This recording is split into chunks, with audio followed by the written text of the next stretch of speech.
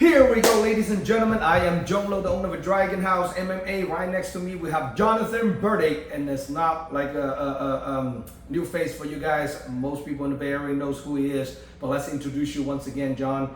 Who you are, where you coming from? My name is Jonathan Burdick. I'm the Mongoose. I'm fighting out of Oakland, catch MMA. Fight the bantamweight of 135 pounds. Now you have been an amateur for what? A year and a half, 2 years? Probably about 2.5 years now. 2.5 years, and then you're one of the most active fighters that I know as an amateur, because at one part of time you were fighting almost every month. Every month. I think I got 6 fights in my first year. Damn, yeah. that's a busy, stay busy. Now, John, what do you do for work, full time? Right now, I'm a respiratory therapist working at Washington Hospital in Fremont, just taking care of sick people, all sorts of lung and heart conditions. Do you have any advantage because you know medical so well to maintain your body? A little bit. I mean, it helps to know how the heart and lungs work, so you maximize your cardio that way, especially the lungs and the breathing and all that. Wow. Yeah. So what kind of exercise do you actually focus on to prepare for MMA fights? Ooh, it's my secret. So the exercises, a lot of cardio, a lot of stairs, a lot of running, and just working on deep breaths and CO2 elimination, just to maximize, your energy and making sure that your muscles are staying fresh and not, pushing them to the point where they're burning to where you can't use them anymore. So a lot of that type of training and conditioning. Like, I think I have really good cardio in all my fights. Now, you were slightly a little bit older than most of the fighters as amateur. Most of them did in their 20s. Now you're in the mid 30s, right? Yeah, 34, about to turn 35. Yeah. So, what's the ideal for you to turn pro? Time frame? Sometime within this year. For sure, this year. This year, yeah. This would likely be one of my last amateur fights. Maybe one more after this. Then keep it going into the pros. No more time to waste. No more time to waste. I can't waste my energy on these little kids anymore. Yeah. Now on this upcoming fight, you're fighting a kid from Milpitas. I believe he's an up-and-comer, 3-0. It's undefeated. Right. Reno Bergen. Reno Bergen. So have you watching his fight video? I've watched a few of his fight videos. Definitely an up-and-comer. Young kid, a lot of energy. Yes. But he hasn't been pushed yet in a hard 3-round fight. Never been tested. Never been tested yet. This is the test right here. You gotta give him a test. This is the 3-round test. Yeah. 3-minute round, no shin guards. This is gonna be the first time he's fighting 3-minute round. Yeah. No shin guards, and he's more. For what I know, I haven't met him yet. I'm gonna meet him this Saturday actually. For what I know, he's more like a wrestler, right? It looks like it. It looks like it. I think 2 of his matches were won by submission. From the video, I see he likes to wrestle a lot, but I like to wrestle a lot too. So right. That's gonna be a good matchup. No secret. Everybody watching you fight knows what you're going to do. I know. You're going to grind and grind. Yeah. Now, what do you think this fight? When you're watching his fight, what do you see yourself having an advantage on him? Striking and cardio. Because he's a solid wrestler, but as I said, I like to wrestle too. So I think we're either going to be even or personally, I think I'm a bit better on the wrestling end. And just I think he'll be surprised that when he can't take me down, I'm just stand it up, get it to striking, break it down. Because he hasn't really dealt with that yet. And so it's a different game when you're in the cage there. You're trying to take him down, you can't get that takedown. Yeah, like, shit, now what I'm gonna do, Now what? Yes, Yeah. I mean you fought a lot of tough bantamweight in California. You pretty much fought you fought a few different promotions. Yeah. You fought on my show a couple of times. You fought tough guys, so you understand what deep water feels like. Right. You know, so let's see how Reno's gonna hold up against a vet like you, and just so close to be making your pro debut. And I mean, the way I'm watching you fight, I'm consider your skill set it's on the pro level. It's just haven't make that switch yet, you know. Yeah, I just want to clean up a few things before I go pro. Sometimes I look back at my fights and I'm just like, oh shit, that's so ugly. I would have done this. I would have been. It's just a little ugly thing. Just want to sharpen up. Now, all this amateur fight, who's the toughest guy you ever faced? It would either have to be Chris Fernandez or what's his name, Alex Bonilla. I think those were my two toughest fights. 2 losses, but I mean it makes sense that my hardest fights were the 2 losses. Now, if you ever want to turn pro, you gonna run through with the Christopher again, or? I would like to. That was a tough fight.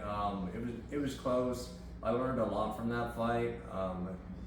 And I think I would be better prepared for a rematch.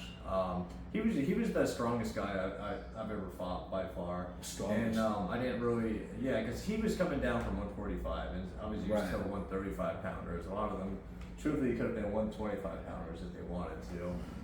So I wasn't really ready for the strength that he had in the extra weight. So knowing that now, I think it would still be a pretty good fight. And you incorporate a little bit more like a strength conditioning. Yeah, definitely, so I can handle the extra power, extra weight. Now you fight a 135-pound bantamweight, you know, and what do you walk around weight? These days about 150. So, 150. So it's not really a big cut, you know. Good amount. It's a good amount. I mean, I don't have much to lose. You know, somebody's 10 or 11%. That's still a good amount of weight cut. It's a solid weight cut. It's a solid weight cut. Do you ever think about like going to a different weight class as you turn pro, or you want to stay at 135? Stay 135. I think 125. It's too much. It would wipe it out of me. I don't know if I'd have much energy left after that cut. And 145 pound a little bit too big for me. Yeah, unless I decide to really bulk up. But I mean, I'd be good at 135. So if it ain't broke, don't fix it. Yeah. So now, if you ever think about doing one more amateur fight after this one, you know, more likely it's going to be June 8 is our next upcoming event after the March 16 in Cal Palace. Right. Most likely, if you're coming off a win on this one, you're probably going to fight for the title. And that's an amateur title. And then I've been trying to put that fight together actually between you and Carrion Sounder for a few years now. Yeah. So he's 5-0. But I'm not sure he wants to do an amateur anymore. But you know, he just have a kid. Congrats on Carrion, become a dad now. I think he just have a kid like last week or something, or the week before. Yeah. So it's a lot changing. You know, when you have a kid, you know, especially like people not quite that old. Sometimes you're not mentally prepared, and it's like a lot of restriction when you have a kid for like a year. You know, the first year is imagine telling your wife I'm gonna go fight. Well, the things are, I'm gonna go train every day. So you change the diapers at home, and it's like, oh, that's quite a lot. Quite a bit, you know? Now on this upcoming fight, any special loved one, training partner, sponsor, and coaches that you want to shout out to? Yeah, you know, just shout out to all my training partners and coaches, Brian Wilkinson, Omar Cassidy, Zach Costa, the Train for Life Center, Team Santos, and just all those people who let me go. Team Seronio, just who let me reach out and train with them, help me get stronger. And Aaron is fighting for the 125 title. Oh, on this card? On this card, yeah. I'm gonna see him. I'm gonna see him on Thursday. Actually. Is he against Daniel? Against Daniel Robles. Oh, no shit. Yeah. wild card. You know. Let's see how that's gonna play out. Yeah. Daniel's been hitting me up in my DMs too, saying he wants to fight. So maybe we can make a 135-pound fight. If he wants to try to be a 2-division champ. Yeah, we'll see. We'll see. Yeah. Daniel, he got a handful, you know, against Aaron. Aaron's tough, you know. Aaron's tough. Yeah. Let's see how that fight's gonna play out. You know, Yeah, I have to always say, don't look over your opponent. You know, I don't know how Aaron makes 125 125. He did last I one. know he does. I don't know how. I mean, he actually looks pretty sharp. I think he looks sharp. Finally, the Yeah. cheekbones start popping out. When people's cheekbones popping out, you know they're making weight. You know, it's like a shape and everything. So, yeah, he made 126 last fight. Great performance. I think he TKO'd Fidel Ferreros, you know, guy from a GF club, and it was a good fight. It's a tough fight, so now he earned himself a title shot against Danny Robles. What do you think of that fight? I got to go with my boy Aaron. Aaron, I think it's gonna be.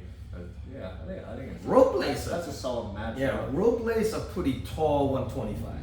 I can't believe he made 125. He told me how he makes 125 during the last show. And I was like, Jesus Christ. How does he make 125? I'm not gonna tell his secrets, but I mean he told me about his diet, and I was like, I can't do that. Yeah, I know people doing some crazy shit. That is right? dedication. You That's know, dedication. some people take like. Honestly, hats off to both of them. Oh, yeah. Yeah. Well, that would be the fight. 2 fights before your fight. Awesome. You know, 2 fights after your fight. Two fights After your fight, yeah. Alright, So for let's sure. see. Let's see how that's gonna play out.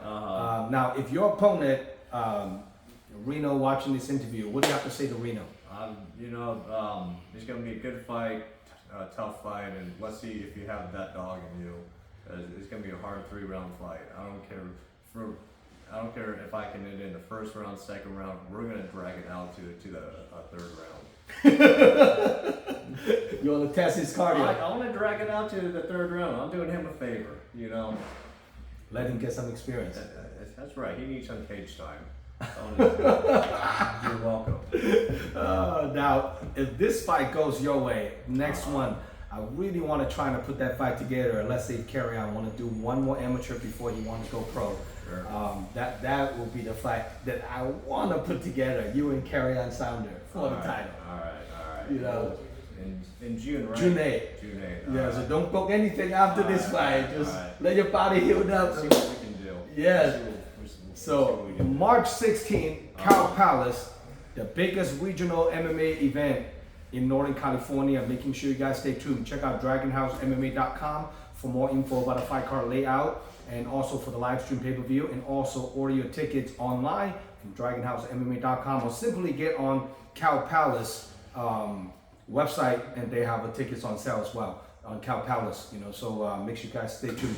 Over 25s on this upcoming card. A lot of local talent, plus overseas fighter also with them on this upcoming card, March 16th. The event's under first round fight, formerly known it's called URCC, but now it's called a first round fight.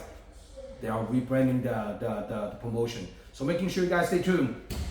March 16th, don't miss it out. So if you want to turn pro after this one, maybe 2 amateur, who's your number 1 guy that you want to fight at a pro debut?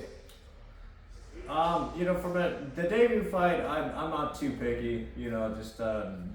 Maybe Christopher. Maybe Christopher. That one's gonna be a hard one, so I might save that one for the second one. I think Chris has done 2-3 fights as pro now, so he's 0-2 so far. Yeah. So he's got those 5-minute rounds and been tested. I mean, his first fight, the rematch against James Gig, yeah. Yeah.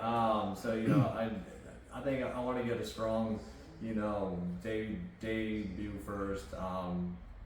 Get my feet wet in the pro world. Get the elbows and knees in. I think Chris will come for you. Yeah. That's pretty awesome. Any special sponsor you want to shout out to? Any? Just my team for supporting me, Catch MMA. My sister who helped sponsor me, Insured with Shasta over in Arizona. That's about it. That's pretty good. Now, as always, pleasure to have Jonathan Burdick on my event. This guy's always put on a show, fight his heart out, and hopefully can see all your supporters and your crowd will be coming into the stadium. Cow Palace, March 16th. Don't miss it out. And please subscribe my YouTube channel. Give me some love and support, and then follow me on Instagram, Dragon_House_MMA. We keep putting on all the epic event for all the MMA fight fans out there. And I'm Jong Lo, signing out. Good to have fun, brother. Thank you, John. See you guys March 16th.